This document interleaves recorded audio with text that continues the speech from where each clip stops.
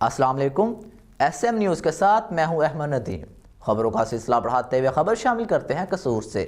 S H O تھانہ راجہ جنگ حافظ یاسر محمود کا منشیات فروشوں اور جرائم پیشہ افراد کے خلاف سرچ آپریشن جاری۔ اسی حوالے سے مزید تفصیلات جانتے ہیں اپنے نمائندے مہر بشارت صدیقی سے۔ جی بشارت، آگاہ کیجیے گا۔ ایس ایچ او تھانہ Raja Jang Hafiz Yasir Mahmood A S C Muhammad Anwar کی اپنی ٹیم کے ہمراہ کارروائی کرتے ہوئے ارسلان نامی منشیات فروش کو 650 گرام چرس سمیت اور ارمان یوسف موٹر سائیکل پر بوکس نمبر پلیٹ لگانے پر گرفتار کیا گیا۔ اے ایس سی محمد انور کا کہنا تھا کہ ارسلان نامی شخص منشیات لے کر جا رہا تھا، جس کو دوران سرچ آپریشن منشیات سمیت گرفتار کیا گیا۔ ایس ایچ او تھانہ راجہ جنگ حافظ یاسر محمود نے میڈیا سے گفتگو کرتے ہوئے کہا کہ منشیات فروشوں اور جرائم پیشہ افراد کے خلاف سرچ آپریشن ڈی پی او قصور کی ہدایت پر جاری ہے۔ پکڑے گئے ملزمان کے خلاف تھانہ راجہ جنگ میں ایف آئی آر درج کر کے مزید تفتیش شروع کر دی گئی ہے۔ بہت شکریہ بشارت، تفصیلات سے آگاہ کرنے کے لیے۔